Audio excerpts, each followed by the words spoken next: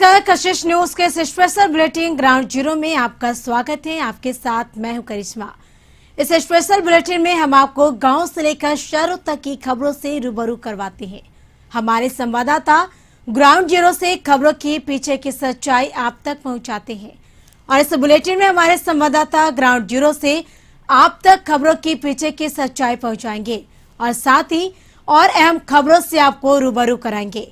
तो चलिए इस स्पेशल बुलेटिन की शुरुआत करते हैं। लगभग एक सप्ताह के बाद मुख्यमंत्री नीतीश कुमार दिल्ली से पटना लौट आए हैं। मुख्यमंत्री लगभग 12:30 बजे पटना एयरपोर्ट पहुंचे। वहां से वो निकलने के बाद मीडिया कर्मियों से उन्होंने बहुत कम बातचीत की।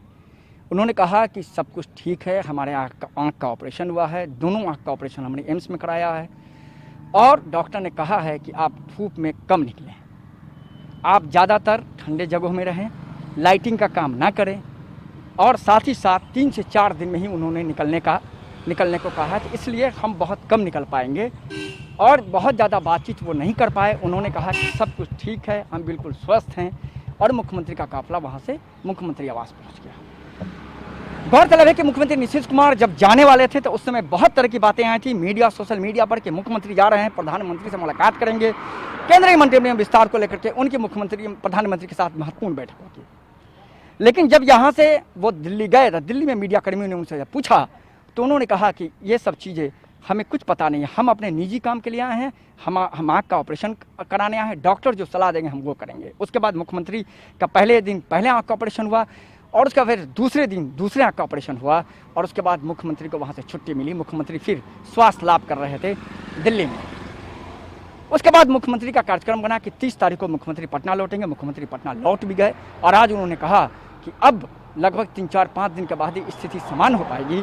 उनकी आंख में अभी भी ब्लैक शीशा का चश्मा है वो लगा हुआ है, वो अभी रहेगा 1 सप्ताह तक और 1 सप्ताह के बाद फिर मुख्यमंत्री दिल्ली जाएंगे और एक बार फिर डॉक्टर से चेकअप कराएंगे। उसके बाद डॉक्टर जब क्लियरेंस करेंगे उसके बाद मुख्यमंत्री समान कामकाज कर पाएंगे। दोनों आँख का देख करके जो ऑपरेट करना था उन्होंने कर दिया है और कल फिर देख करके हमको कहा कि अब आप जा सकते हैं। लेकिन कुछ दिन उन्होंने और कहा है अभी थोड़ा बाहर इसको कहते हैं कि काफी धूप वगैरह हो रोड से बचाव कीजिएगा।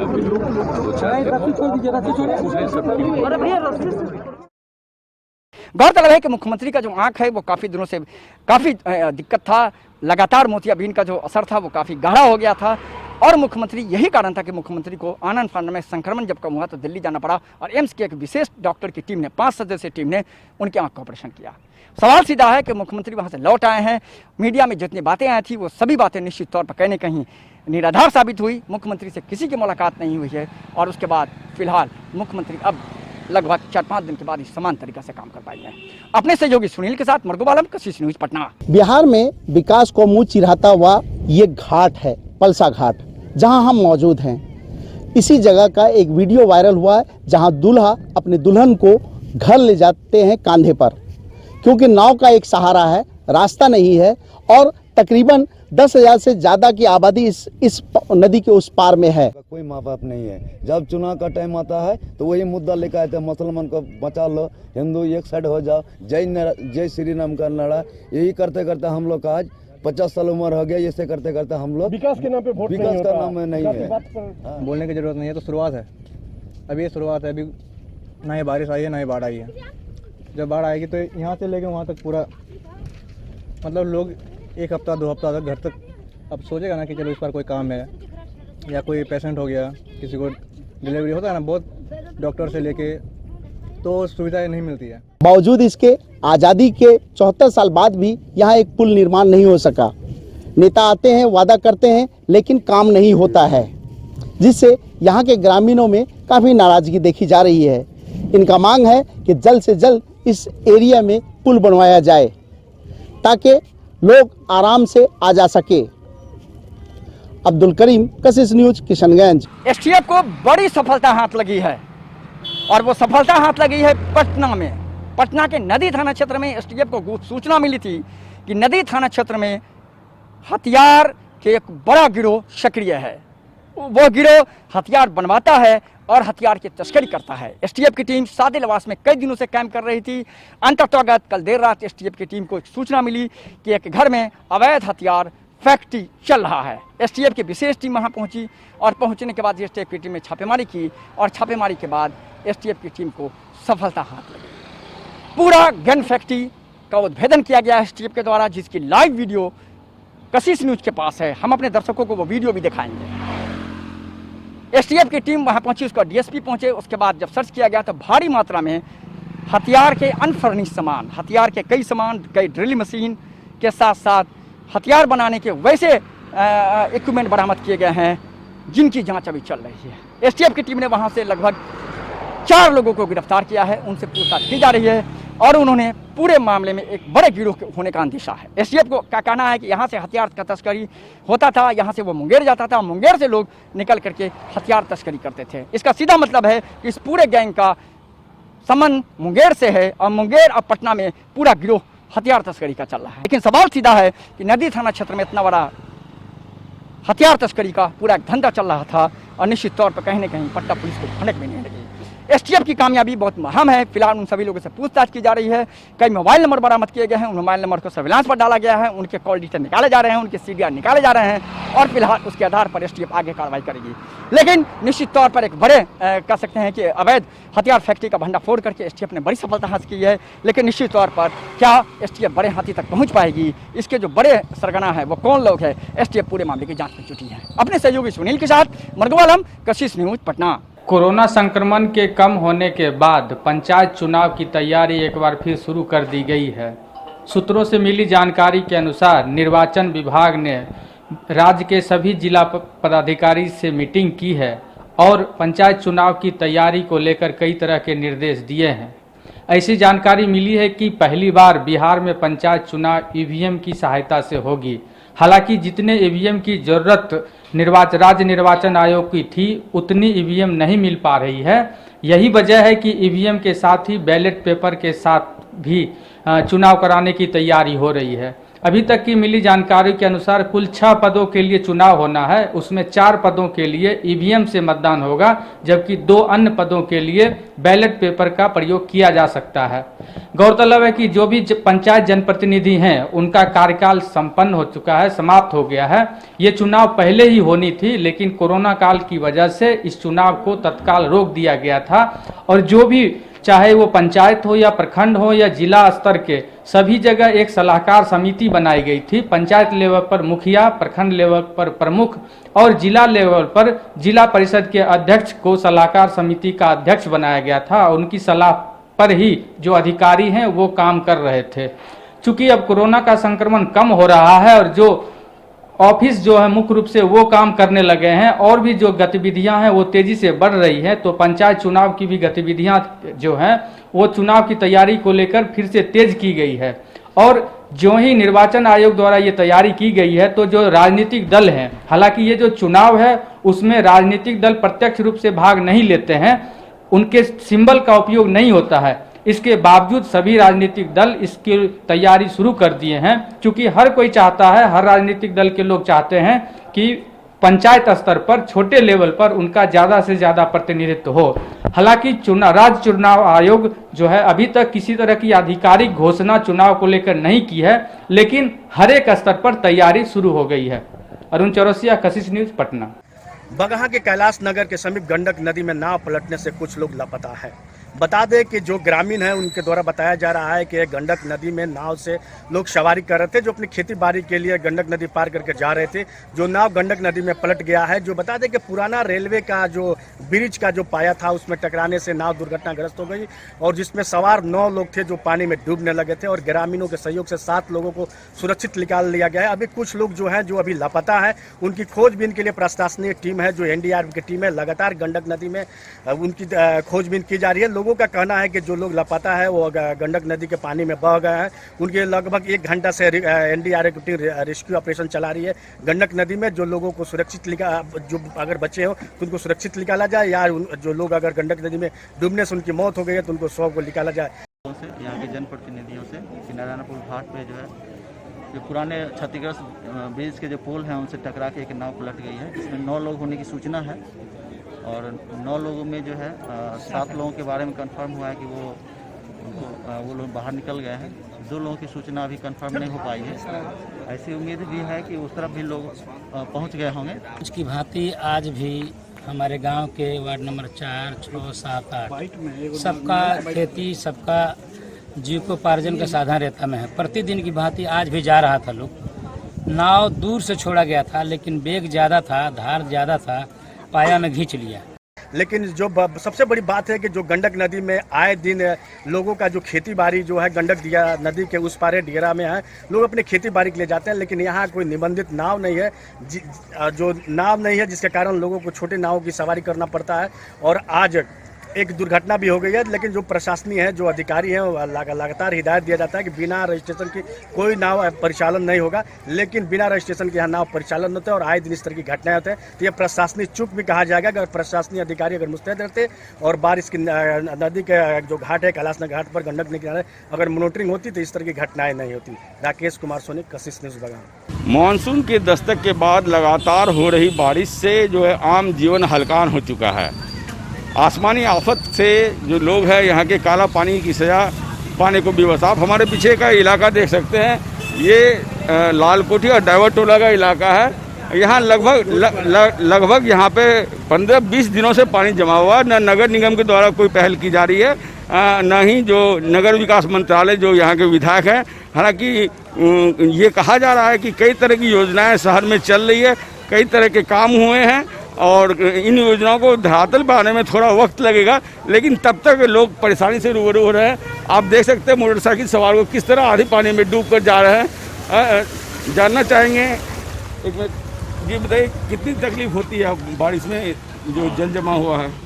तकलीफ तो बहुत हो रही है, पानी बहुत जमा हो गया है, तो जाने आने में थोड़ा दिक्कत होता है बहुत। क्या चाहते हैं? मेयर का भी ये वार्ड है, तो क्या चाहते, क्या चाहेंगे? ये पानी वगैरह का जो प्रॉब्लम है ये सही हो जाए, और क्या, पानी बहुत ज़्यादा है, बहुत लोग का घर में भी घुस गया, बहुत लोग को दिक्कत हो रहा है इसके लिए। निश्चित तौर पर लोग परेशानियों से रूबरू हो रहे हैं, खास करके महिलाएं जो हैं, महिलाओं को खासा परेशानी उठाना पड़ता है। ये स्थानीय लोगों से बात करते हैं और उनसे जानने की कोशिश करते हैं। हेलो, अगले महीना 26 तारीख से जो बारिश हुआ, जो पानी जमा हुआ है, सब मेयर लोग सब कोई जानता है, वार्ड कमिश्नर वगैरह सब कोई जानता है, सब कोई जानता है, लेकिन इसमें रोड में कोई चीज़ का ध्यान नहीं होता है। खाली झूठ का जो पंपिंग सेट चला देने से काम नहीं होता है। काफ़ी परेशानी बहुत परेशानी है, पब्लिक को भी आने जाने सब कोई को दिक्कत होता है।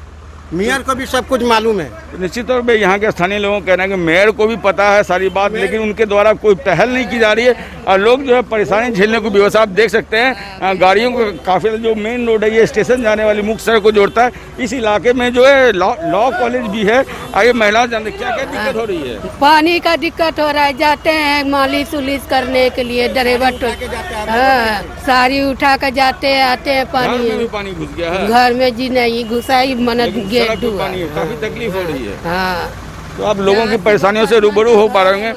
कितने दिनों से दिक्कत क्या हो रहा है? तो 2 महीना लगभग हो गया, 2 महीना लगभग हो गया। अभी कोई तरह सा कोई साधन नहीं है, खाली नाम का खाली बोरिंग चलवा रहे हैं, तेल का पैसा लूट रहे हैं। इसका देखभाल नहीं, ना वार्ड कमिश्नर है, ना वार्ड सदस्य है, ना आपका चेयरमैन है, ना कोई भी नहीं। लोगों में खासी परेशानियां, नाराजगी है। वार्ड के जो मेंबर है, न वो यहाँ पे आ पा रहे हैं, न मेयर का ये वार्ड है, न वो ध्यान दे पा रहे हैं, न नगर निगम ध्यान दे पा रहा है। तो निश्चित तौर पे कहीं न कहीं जो है परेशानी तो है। हालांकि जो यहाँ के विधायक है, बिहार के डिप्टी सीएम है, उनके द्वारा कई तरह की योजनाओं को धरातल पर लाने की बात कही जा रही है। स्ट्रॉन्ग वाटर ड्रेनेज सिस्टम बनाने की भी बातें कही जा रही है, लेकिन इन योजनाओं को धरातल पर आने में टाइम लगेगा। फिलहाल जो है लोग इस समस्या से जूझ रहे हैं। जरूरत है नगर निगम को वैकल्पिक व्यवस्था करने की, ताकि इस तरह की समस्या से लोगों को निजात मिल सके। रितेश रंजन, कशिश न्यूज़, कटिहार। कोरोना वायरस के संक्रमण काल के दौरान झारखंड सरकार द्वारा गुटखा, तंबाकू, पान मसाला, सिगरेट सहित तमाम चीज़ों पर प्रतिबंध लगा दिया गया था और ये प्रतिबंध 25 जुलाई 2021 तक लागू है। यानी इस दौरान झारखंड में इन उत्पादों की बिक्री पर सख्त रोक के आदेश हैं और साथ ही साथ पुलिस अधिकारी सहित जिला प्रशासन को भी यह निर्देशित किया गया है कि अगर इस तरह का कारोबार होता है तो तत्काल एक बड़ी कार्रवाई की जाए। लेकिन जो रामगढ़ में जब छापेमारी की गई है, जो सूचना के आधार पर बस स्टैंड के पास जब छापेमारी की गई तो एक बड़ा मामला खुलकर सामने आया है और ये तस्करी आप देख रहे होंगे कि बस स्टैंड से एक ट्रक को पकड़ा गया है और ट्रक से जो है भारी मात्रा में गुटखा, पान मसाला इत्यादि यानी प्रतिबंधित चीज़ बरामद किए गए हैं। इनका अगर मूल्यांकन अगर देखें तो लगभग 10 लाख से ऊपर का है। ये गाजियाबाद से ये ट्रक चली थी और रामगढ़ प्रवेश करती है। रामगढ़ में कई प्रतिष्ठानों पर, कई दुकानों पर इन सामानों को उतारा भी गया है और इस सामानों को उतारने के बाद ये ट्रक सीधे जमशेदपुर को जाना था, जहां से जो है डिलीवरी जमशेदपुर में देना था। यानी इस तरह अगर देखें तो झारखंड में जो है गुटखा प्रतिबंध होने के बावजूद भी धड़ल्ले से इस कारोबार से जुड़े लोग जो है अवैध तरीके से अपने कारोबार को अंजाम दे रहे हैं। पूरे मामले में रामगढ़ थाना के एसआई कुजूर के द्वारा जो है एक बड़ी कार्रवाई की गई है। आइए हम उनसे जानते हैं कि कितने का माल होगा और कैसे इनकी गिरफ्तारी हुई है, किस सूचना के आधार पर। हम ड्यूटी में थे, मुझे गुप्त सूचना मिली कि गुटखा ट्रक में पार हो रहा है, तो तुरंत एक्शन लेते हुए और वरीय पदाधिकारी को सूचित करते हुए गाड़ी को तुरंत टेकअप करके उनको थाना लेकर आए और सामान बरामद किए, गाड़ी को भी बरामद किए। ऐसा लगता है कि कम से कम 15-20 लाख का सामान होगा, इसमें सामान होगा। बाकी की कार्रवाई हो रही है। यानी संभावना जताई जा रही है कि इस ट्रक में 15 से 20 लाख के जो है तंबाकू के पदार्थ जो है मिलेंगे। आप देख सकते होंगे एक एक करके उतारा जा रहा है और सबसे बड़ी बात है कि आप इस ट्रक में देख रहे होंगे कि एक दूसरा डब्बा भी है। इस डब्बे में गैस चूल्हे से संबंधित सामान है। यानी कहीं ना कहीं क्या है कि ट्रक को ये दर्शाया गया है कि इसमें गैस चूल्हे से संबंधित उसके पार्ट्स रखे गए हैं और उसकी आड़ में ये तंबाकू उत्पाद का कारोबार, अवैध कारोबार चल रहा था। तो एक तरह से देखें रामगढ़ पुलिस के लिए बड़ी कामयाबी भी है, लेकिन इस कामयाबी के साथ ही सरकार के प्रतिबंध पर एक प्रश्न चिन्ह लग रहा है कि आखिर प्रतिबंध होने के बावजूद भी झारखंड में इन गाड़ियों की प्रवेश कैसे हो रही है और कैसे इस कारोबार से जुड़े लोग अपने अवैध कारोबार को अंजाम दे रहे हैं। कशिश न्यूज के लिए रामगढ़ से मैं धर्मेंद्र पटेल। फिलहाल रुकते हैं एक छोटे से ब्रेक के लिए। ब्रेक के बाद भी ग्राउंड जीरो से हमारी एक खास रिपोर्ट जारी रहेगी। ग्राउंड जीरो से खबरों के सिलसिले को आगे बढ़ाते हैं और वो खबर जो आम लोगों से जुड़ी हुई है, जिसका आम लोगों के जनजीवन पर खासा प्रभाव पड़ रहा है। तो देखिए ये खास खबर। वैश्विक महामारी कोरोना संक्रमण काल के बाद अब जहां पर ऑक्सीजन की समस्या की बात की जाती थी, वहीं ऑक्सीजन की समस्या का समाधान के लिए अलग अलग टाइप्स के ऑक्सीजन प्लांट की स्थापना प्रारंभ हो गई है। हमारे बक्सर में एक गणेश इंजीनियरिंग वर्कशॉप ऐसा प्लांट है जहां पर ऑक्सीजन की सप्लाई की मशीनें बनाई जा रही हैं। आप देख सकते हैं, दिखाना चाहेंगे तस्वीरों में कि किस तरह से ये ऑक्सीजन प्लांट यहाँ पर तैयार किया जा रहा है। ऑक्सीजन प्लांट में ऑर्चिड रिजनेबल एनर्जी के रूप में वो ऑक्सीजन प्लांट, ये दोनों जो है आप देख सकते हैं झारखंड गवर्नमेंट द्वारा सप्लाई किया जाना है। झारखंड गवर्नमेंट में ये दोनों प्लांट भेजा जाएगा। इस प्लांट को किस तरह से तैयार किया जा रहा है, किस तरह का ये प्रोसेस है, किस तरह का प्लांट है, उसको एक नज़र हम दिखाना चाहेंगे। अभी चूँकि अंडर कंस्ट्रक्शन वर्क चल रहा है इसमें, इस प्लांट के अंदर में, तो आप देख सकते हैं कि यहाँ पर प्लांट को किस तरह से तैयार किया जा रहा है। पूरा प्लांट अभी यहाँ पर तैयारी प्लांट की जा रही है। ऑक्सीजन का प्लांट यहाँ पर पूरी तरह कुछ दिनों के बाद तैयार हो जाएगा और यहाँ से तैयार होने के बाद सप्लाई के लिए भेजा जाएगा। उसमें जिस तरह का ये प्लांट तैयार किया जा रहा है, आप देख सकते हैं तमाम तरह के एसेट्स यहाँ पर लगे हुए हैं, तमाम तरह की व्यवस्थाएं यहाँ दी जा रही हैं और इस प्लांट को पूरी तरह से तैयार करने के लिए एक जो व्यवस्थित ढंग से ऑक्सीजन प्लांट के लिए कार्बन फिल्टर्स और अन्य जो भी एसेट्स की आवश्यकता होती है सभी लगभग यहाँ पर परिपूर्ण कर लिए गए हैं। इस इंजीनियरिंग कंस्ट्रक्शन वर्क के जो टेक्निकल इंजीनियर हैं वो हमारे साथ हैं। हम देखना चाहेंगे और बताना चाहेंगे कि किस तरह से ये प्लांट तैयार करा रहे हैं। क्या है सर पूरा मामला? सर ये एक basically orchid renewable energy company है जिन्होंने टेंडर लिया है। ये अभी तो झारखंड गवर्नमेंट के थ्रू है जो ये सप्लाई देवघर हॉस्पिटल में लगेगा। ये ऑन साइट ऑक्सीजन प्लांट है जो हॉस्पिटल में इंस्टॉल होगा और बेड टू बेड पाइपलाइन के थ्रू उन्हें ऑक्सीजन सप्लाई किया जाएगा। जैसे दो तरह का ऑक्सीजन प्लांट होता है, एक रिफिलिंग एक ऑन साइट। ये ऑन साइट है, रिफिलिंग अलग होता है जिसमें हम लोग सिलेंडर रिफिल करके जो मार्केट में इंडस्ट्रियल और हॉस्पिटल पर्पज से जो सिलेंडर आता है वो। तो अभी ये स्टार्टिंग 2 प्रोजेक्ट है उनका और भी उनका लगना है, जैसे दरभंगा में, सीतामढ़ी में 2-3 जगह और लगना है उनका प्लांट। तो सर ये कितने बेड के लिए ऑक्सीजन प्लांट अवेलेबल होगा जो पाइपलाइन से लोगों को ऑक्सीजन अवेलेबल कराएगा? सर ये 35 से 40 बेड के लिए है। इसकी कैपेसिटी जो है 35 से 40 बेड के लिए। इसमें और भी कैपेसिटी जैसे हम लोग बेड बढ़ाते जाएंगे कैपेसिटी इसकी बढ़ती जाती है। तो अभी जो आप प्लांट ये सेटअप कर रहे हैं सर, तो इससे कितने ऑक्सीजन का प्रोडक्शन 24/7 होगा जिससे कि सभी बेड के सभी मरीजों को मिल पाए?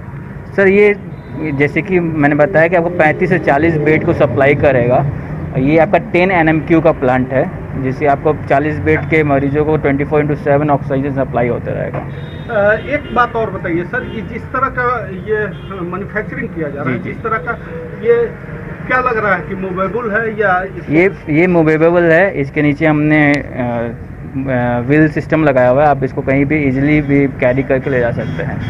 ये आपका मूवेबल ये AC कंपार्टमेंट है, इसके अंदर आपका जो है आप इसको कहीं पे भी इजीली इंस्टॉल कर सकते हैं, मूव कर सकते हैं। इसको टेक्निकलिटी की अगर हम लोग टेक्नीशियंस की बात करें तो कैसे संचालित किया जाएगा, पूरा डिटेल्स बताएं लोगों को जानकारी। सर ये बहुत ही ईजी है। इसमें PLC पैनल लगे हुए हैं, ये इधर PLC पैनल लगे हुए हैं जिसके द्वारा हम लोग इसको ईजी से यूज़ कर सकते हैं। इसमें बेसिकली कुछ नहीं है, आप मेन लाइन हमारी आएगी, ये कंप्रेसर है इसका, और ये कंप्रेसर से जो ऑक्सीजन है वो एयर कंप्रेस करके ऑक्सीजन की प्रॉपर्टीज़ को ब्रेक करके ऑक्सीजन नाइट्रोजन ये सब अलग हो गए। ऑक्सीजन हम स्टोर कर लेते हैं, नाइट्रोजन अलग हो जाता है। तो आपने देखा कि किस तरह से मूवेबल प्लांट की स्थापना जो की जा रही है ये जेनसेट से और इलेक्ट्रिसिटी से दोनों से संचालित किया जा सकता है। देश के अंदर में या जिन अस्पताल को ज़रूरत लगेगी उनके लिए 35 बेड का ये ऑक्सीजन प्लांट अब बक्सर में तैयार हो रहा है और इस प्लांट को यहाँ से संचालित किया जाएगा। हमारे साथ हैं बक्सर के 1-2 व्यक्ति, उनसे जानते हैं कि सर इस तरह का ये जो प्लांट का निर्माण किया जा रहा है बक्सर में, कितनी बड़ी उपलब्धि है बक्सर के लोगों को? बहुत बड़ी उपलब्धि है। बक्सर का सौभाग्य है कि इतना बड़ा प्लांट लग रहा है बक्सर में, और इसके लिए साधुवाद देता हूँ कि बक्सर में भी ऐसे प्लांट लग रहे हैं। बक्सर में गणेश इंजीनियरिंग जी झारखंड गवर्नमेंट को अभी लगातार ये प्लांट तैयार करके भेज रहे हैं। तो देश पैमाने पे अगर देखा जाए तो कंस्ट्रक्शन या इंजीनियरिंग सेक्शन में बक्सर का तो अच्छा बिल्कुल अग्रणी है बक्सर। इसके लिए हम बोले तो कि इसके लिए खुद से धन्यवाद और बधाई देता हूँ कि ऐसे कार्य बक्सर में किए जा रहे हैं।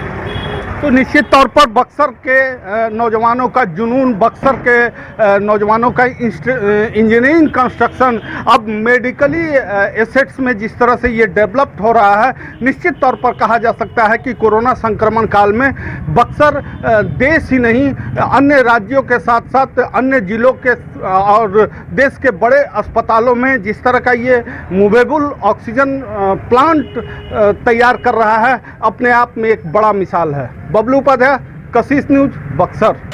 जनकपुर रोड रेलवे स्टेशन पे ये सीतामढ़ी और दरभंगा के बीच का ये आदर्श रेलवे स्टेशन है। अंग्रेज़ों के ज़माने का ये बना रेलवे स्टेशन है। अपने आप में एक बहुत ही बड़ा नाम है जनकपुर रोड रेलवे स्टेशन का, क्योंकि सीतामढ़ी जहाँ पे माँ जानकी का जन्मस्थली है और वहाँ से जनकपुर धाम जहाँ जो जाना है, नेपाल में पड़ता है जनकपुर धाम, वो एकमात्र किसी ज़माने में ये रास्ता था जिसकी वजह से इस जगह का नाम जनकपुर रोड पड़ा। जनकपुर धाम जाने का एकलौता ये रास्ता था उस ज़माने में, और यही वजह है कि ये जनकपुर रोड के नाम से जाना जाता है। जहाँ जनकपुर धाम में राजा जनक जी का स्थल है, वहाँ पे वो उनका घर है उस ज़माने से, और कई मायने में ऐतिहासिक और यूँ कहें कि धार्मिक दृष्टिकोण से भी ये रेलवे स्टेशन काफ़ी महत्वपूर्ण माना जा रहा है। ऐसे में एक सबसे गंभीर समस्या जो इस रेलवे स्टेशन की है, जो अभी हल्की बारिश के जस्ट बाद ही यहाँ पे आप पीछे देख सकते हैं कि यहाँ पे किस तरह से पानी जमा हुआ है और इससे बदबू आ रही है। यहाँ से आने जाने वाले लोगों को इस गंदे पानी के रास्ते रेलवे स्टेशन पे जाना होता है, और यही वजह है कि यहाँ के अक्सर लोग परेशान रहते हैं। कभी कभी बच्चे और बुजुर्ग इस पानी में गिर करके उनके कपड़े खराब हो जाते हैं।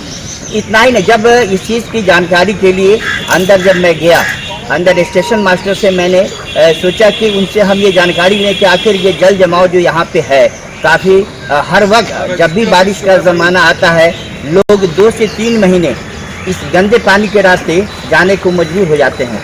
जब मैं स्टेशन मास्टर से मैं मिलने पहुंचा तो उनकी हालत को देख करके मुझे ये लगा कि इनसे मैं क्या कंप्लेन करूं, क्योंकि स्टेशन मास्टर का जो कमरा है जहां पे खुद स्टेशन मास्टर बैठ करके अपनी ड्यूटी करते हैं, उसमें भी पानी भरा हुआ था।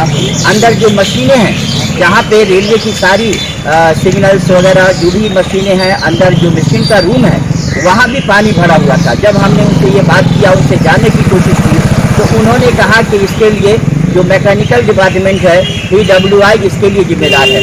PWI चूँकि यहाँ पे उनका क्वार्टर है, क्वार्टर पे जब मैं उनसे मिल करके इस चीज़ की जानकारी लेने वहाँ पहुँचा, मैंने उनसे ये जानने की कोशिश की कि आखिर यहाँ पे जो जल जमाव है इसका उनके पास क्या उपाय है, या उन्होंने इसके लिए कोई कोशिश किया है या नहीं किया है। जब मैं उनके एक आवास पे गया तो उनके आवास बंद मिले, उनके कार्यालय में कोई भी आदमी चपरासी तक वहाँ पे दिखाई नहीं पड़ा। कितना दिन से पानी जमा है यहाँ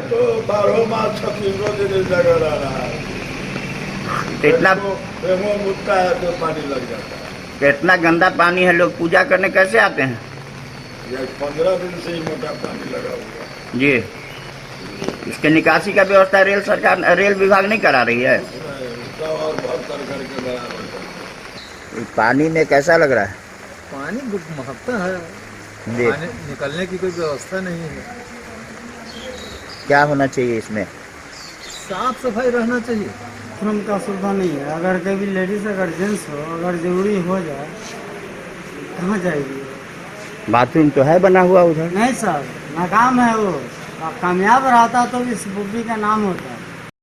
यही वजह है कि ये हकीकत से हम रूबरू अपने दर्शकों को नहीं करा पा रहे हैं कि आखिर इस पानी यहाँ पे जो गंदा पानी जमा है काफ़ी दिनों से, हल्की बारिश के बाद ही, अभी बरसात का 2 महीना पूरी तरह से बाकी है। ऐसे में आने वाले दिनों में इस स्टेशन पर जो मुसाफिर आएंगे उनकी हालत और भी बुरी होने वाली है, क्योंकि वहाँ पे PWI का क्वार्टर बंद मिला, जिसकी वजह से हम ये जानकारी नहीं मिल पाई।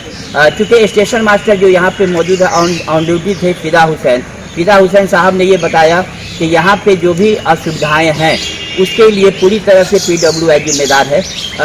हम अभी कुछ देर पहले वहाँ जब मैं गया था, शौचालय की स्थिति, चूँकि कुछ यहाँ पे मुसाफिरों ने ये बताया कि यहाँ जो शौचालय है वो काफ़ी दिनों से बंद पड़ा है, उसमें ताला लटका हुआ है। जब मैंने उसका मुआयना किया तो वहाँ पे जो ताले पड़े हुए थे उसको देखने से कोई भी आदमी बखूबी अंदाज़ा लगा सकता है कि महीनों से यहाँ का शौचालय बंद पड़ा है। ये कितने दुख की बात है, एक आदर्श रेलवे स्टेशन का शौचालय खड़ा पड़ा हुआ हो, जल जमाव की ये हालत बनी हुई हो। रेलवे ट्रैक जो एक इम्पोर्टेंट पार्ट होता है रेलवे का, रेलवे ट्रैक भी पानी में डूबा हुआ है। कब वो रेलवे ट्रैक उखड़ जाएगा इसकी कोई गारंटी नहीं है। बावजूद इसके विभाग कितना निष्क्रिय है। आप जब आप ये पानी में डूबे हुए रेलवे ट्रैक को देखेंगे तो आप बखूबी अंदाजा लगा सकते हैं कि विभाग कितना निष्क्रिय बना हुआ है।